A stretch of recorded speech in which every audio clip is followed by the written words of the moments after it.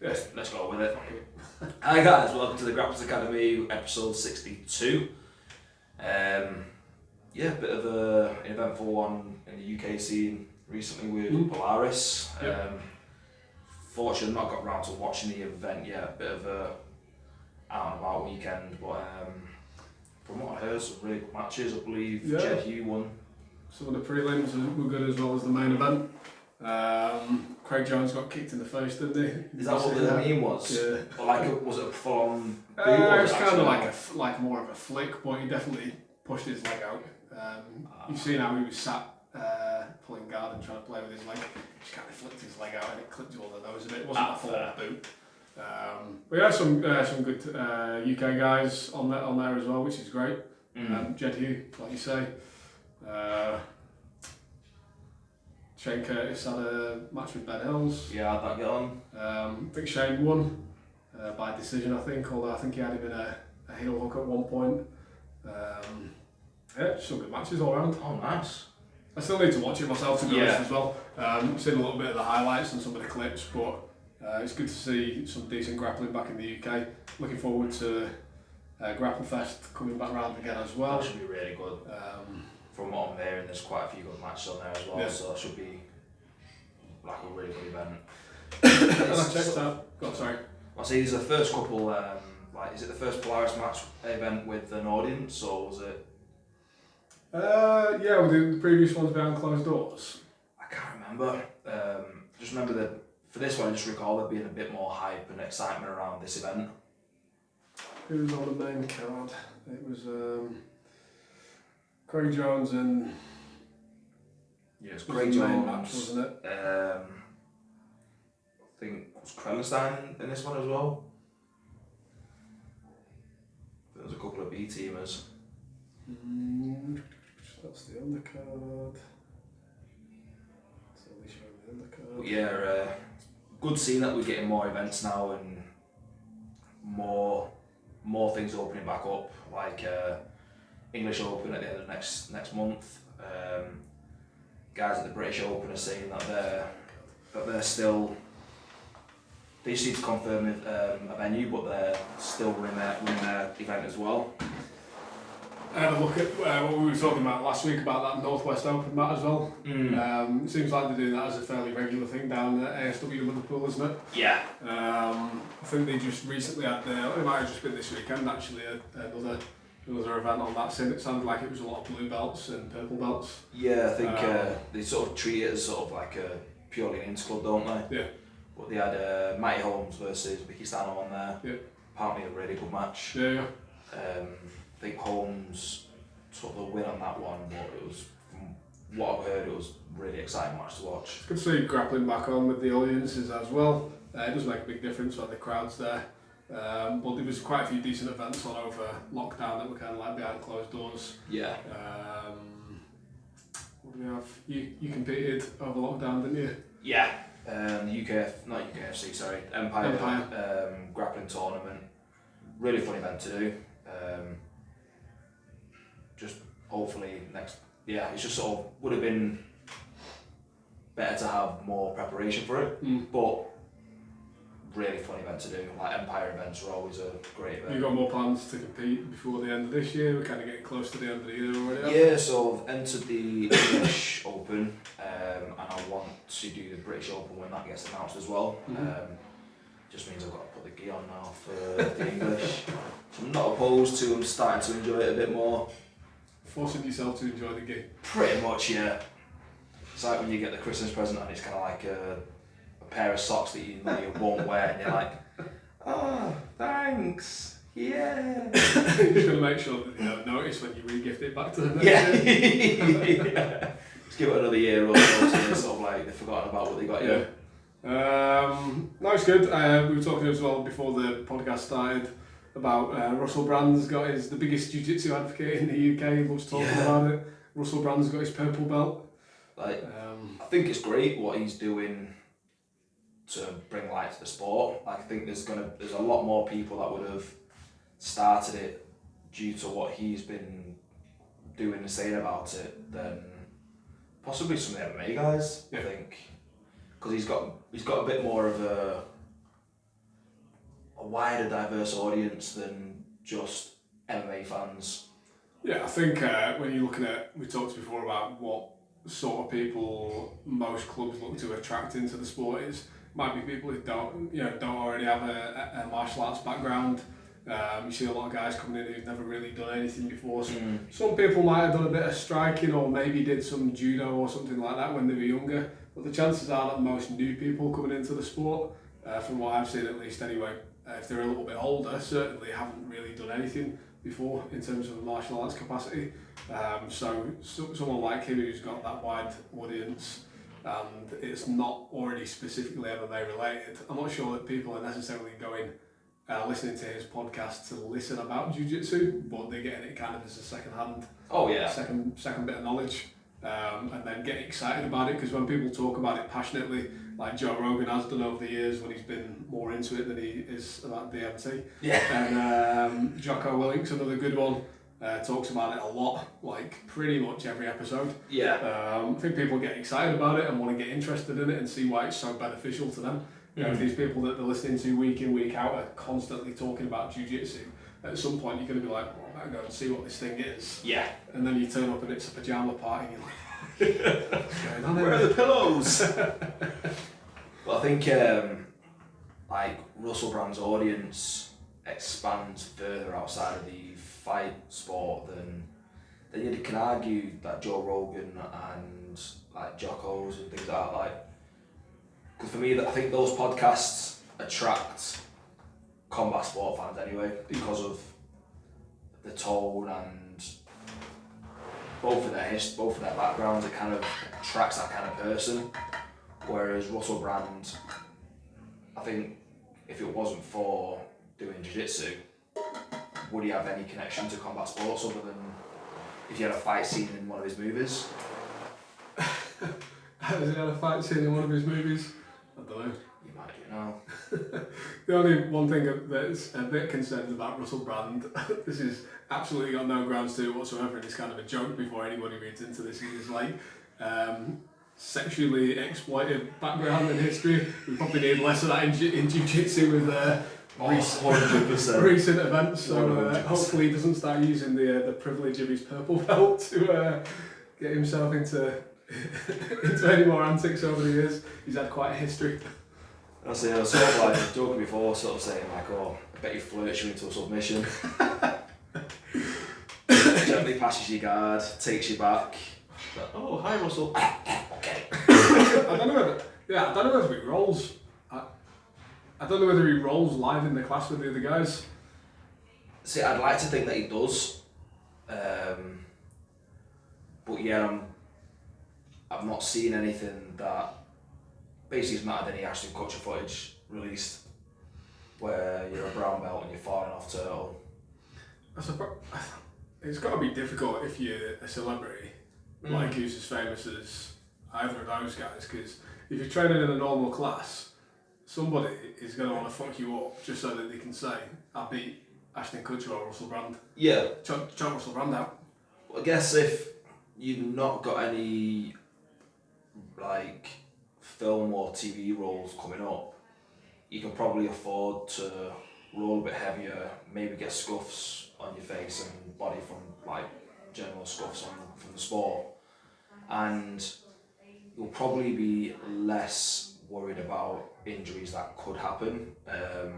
Although if you're training properly and you trust your training partners, they are less likely to happen. Yeah.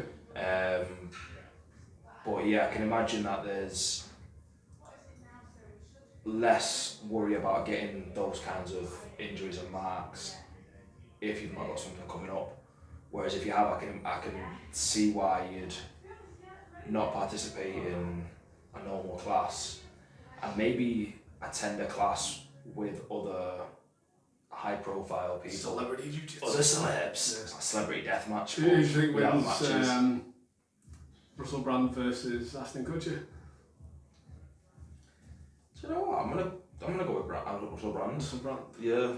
I think Ashton Kutcher could be a black belt.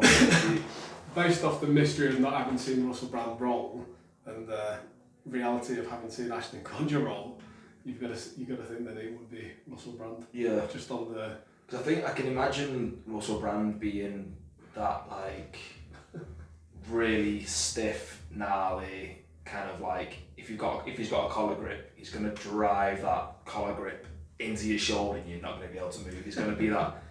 Do you know when you do like a knee cut and he's got hold of the sleeve and he's pulling it up, pretty much pulling your arm out of your socket as well as jamming his knuckles into your chest to pin you down. And he's like, I'm gonna sit here until you let go of my leg. And then as soon as you passes, he doesn't let go of the grips, he just sort of drives his forehead into your cheek or something. I can actually see him being that kind of role, and then as soon as he steps off the mat, he's just a happy-go-lucky guy again. I wonder whether there's any footage of him rolling. I'm sure there's probably definitely not. It's gotta be. Like, but yeah, I do. Also, I think with him being less active in film and TV at the moment, I can almost imagine that he is more active in rolling in classes. But yeah, I don't know. Yeah, my money's on Russel Brand. I think we need to see it. I think we need to see Celebrity Jiu-Jitsu Deathmatch. Polaris, set it up. Yeah. Who else could we have? Jonah Hill does a little bit of Jiu-Jitsu, doesn't he? I don't think he does that much Jiu-Jitsu. What's the guy from Modern Family? Ed. I can see Ed O'Neill. I can see him kicking everybody's ass. Yeah, that'd be a good one because he was doing it from back in the day. Yeah, I don't think he had special celebrity classes. I don't know, it sounds like there was a lot of privates going around back in the day, in the early 90s with the... Because he's a Hegan student, isn't he? Oh, is he? So maybe he was the inspiration for the celebrity classes. Possibly. I don't know, something about him comes across as... He just looks like a bit of a gnarly bloke, doesn't he? Yeah. It's like he tries to fuck you up. Yeah. But then have a beer with you afterwards. Oh, 100%. Yeah. Like after the roll, if he subs you like a couple of times, like Gene LaBelle gives you like the badge if you get choked out by him. He comes over and he goes, "Have a cigar, son." Yeah. You got smoked by Ed. It's interesting though, isn't it? Yeah, smoked by Ed. Russel Brand probably hands out a similar badge.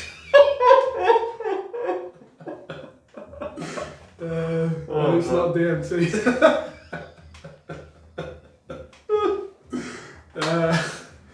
So yeah, do you know what? I wouldn't mind seeing some rolling footage. I'd like to see some rolling footage. We always talk about it, people always talk about Jiu-Jitsu being basically the one martial art that you can't do without a training partner, and it isn't really as effective if you're not rolling. Well, it's definitely not as effective if you're not rolling because you don't know when the techniques work or not. But the other sports you can do pads, you can get better at boxing by doing pads. You might not have that sparring sharpness, but you can still kind of polish your skills. Kickboxing, all this sort of thing. MMA, maybe a little bit less. Thing is, I think there are solo drills that are worth doing for Jiu-Jitsu. So, like, have you seen that new grappling dummy that's come out? Where the joints, I was scrolling on Instagram and it just come up as an ad. And its limbs are sort of bent.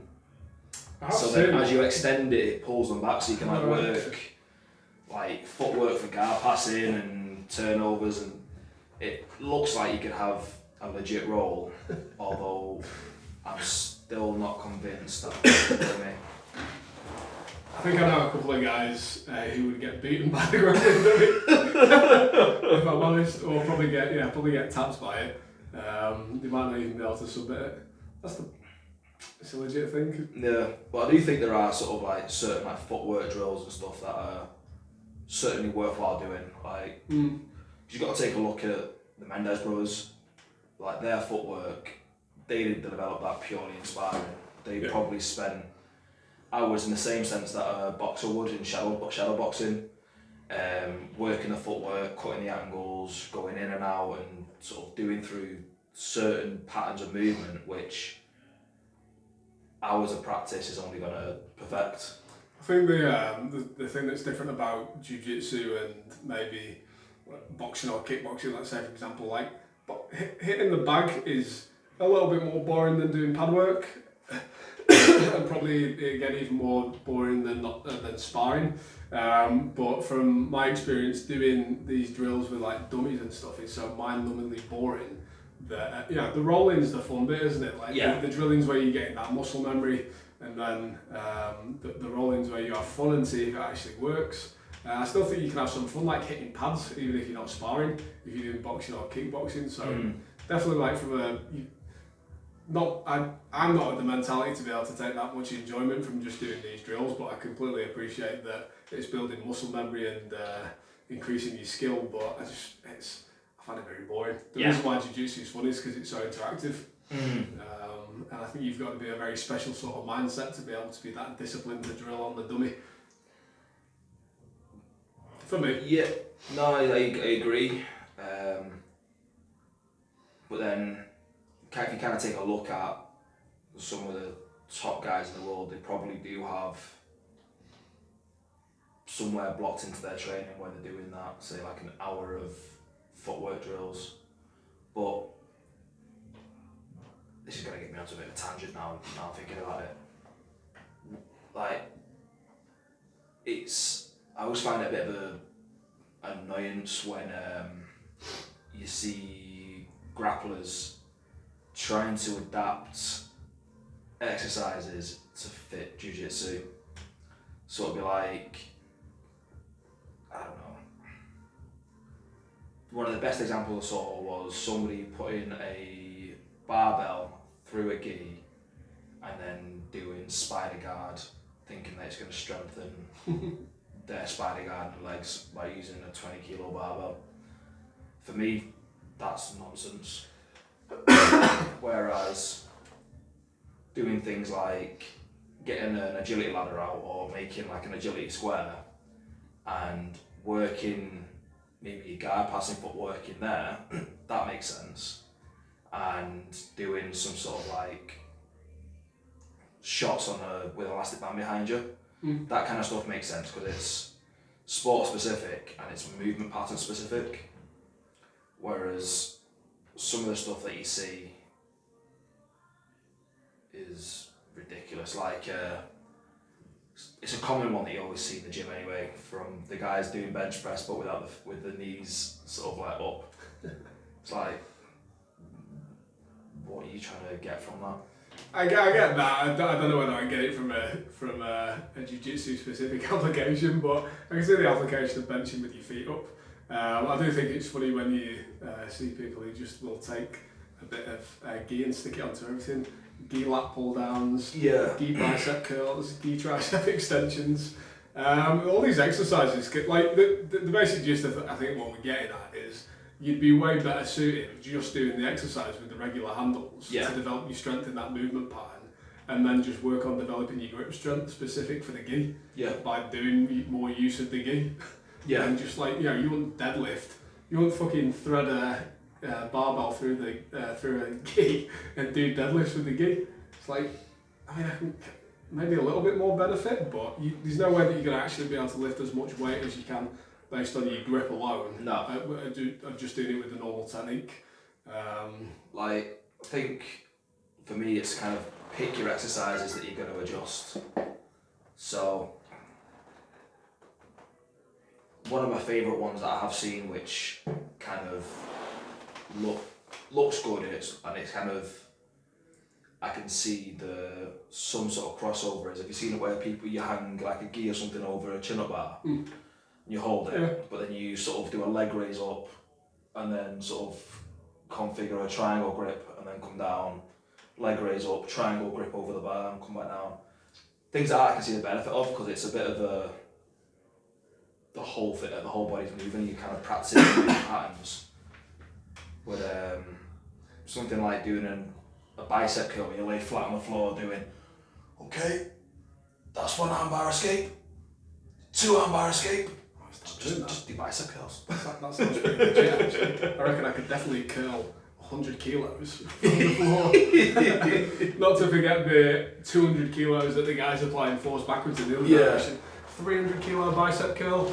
Nah, I don't think so. Easy that. I do like the drills that you watch wrestlers do when they do kind of like their version of shadow boxing, where they kind of like shadow shooting and kind of like working in that within the circle of the wrestling mat. Lots of movement, like keeping the same posture all the way through. Although some of that movement pattern isn't strictly applicable to jiu-jitsu. I think that's good as like a warm-up, or like if you wanted some extra cardio at the end of a workout, do your rounds and then maybe hit 3-minute rounds of that on the clock. Because that's great in terms of like a footwork drill. Gets you strong in those awkward postures, which you are in a lot in wrestling and in stand-up in jiu-jitsu. You kind of hunched over, trying to protect your posture. And everything's got its own specificity, hasn't it? You can do agility ladders like that with that posture, but ultimately, the best fitness that you're going to get is by doing the sport. And it's always an opportunity to try and improve your technique as well. If you can take it, the better. So deadlifts are great. General fitness program is great, and we talk about how good it is to do in the gym to get you generally strong and fitter for your sport. It's the same for any sport, but the only thing that's going to get you better at jiu-jitsu or wrestling or whatever is doing more jiu-jitsu. There's no substitute for the specificity of doing the sport. No, not at all. Like I say, build your foundation of strength and then get your transferability by rolling. Yeah, I mean, I think a lot of it as well, when you look at how hard we do train in the gym, in a regular gym, and also like on the mats, you kind of got to protect your body a little bit. You're getting beat up week in, week out on the mats from rolling, and then you just got to look at how you're going to manage that load on your body. Now, everyone's got a different tolerance level of how much intensity they can take. Some people, probably the older you get, the less intense you're going to be able to beat yourself up each week because you need more time for recovery. Definitely speaking from personal experience. I'm going to tag on to that as well. I can't wait to see how fucked I'm going to be when I'm in my 50s. If I'm still doing both of it, or if I've been smart enough to kind of rein it in. Full TRT. TMT and TRT and DMT. That might be Joe Rogan. But you just got to manage your load through the week. So if you're doing loads of grip work with these gi specific stuff in the gym, and then you're going to do it in the mats as well, then your fingers are going to get beat up. Even if you're not talking like big joints, your fingers, you're going to probably be having to tape them up more, just because they've not got time to recover. You've got to have time to recover in your workouts. And I think as well, like with certain movements and things like that, you don't have to get so specific. Like, you can improve your grip strength. Grenth. I am Grenth. There you go, that's what everything. That's it. I am Grenth. By just say doing deadlifts but without straps. Doing pull-ups, by doing farmer's walks, by doing a dumbbell row, but going to the maximal load that your grip can tolerate, rather than going heavier using straps and then trying to challenge the lats. Like, pick your workout and your targets for that workout wisely. So if you want to, say you're doing 2 pull workouts in a week, the first one could be lat specific, so that's where you will use your straps maybe, and then this next one might be just remove the straps and it's focus on a bit more of the contraction as well as challenging that grip and really working on getting that grip, because at the end of the day it's only going to benefit you down the line. Yeah, definitely. Grip strength is massively important for all grappling sports. You've got to be able to keep hold of the person.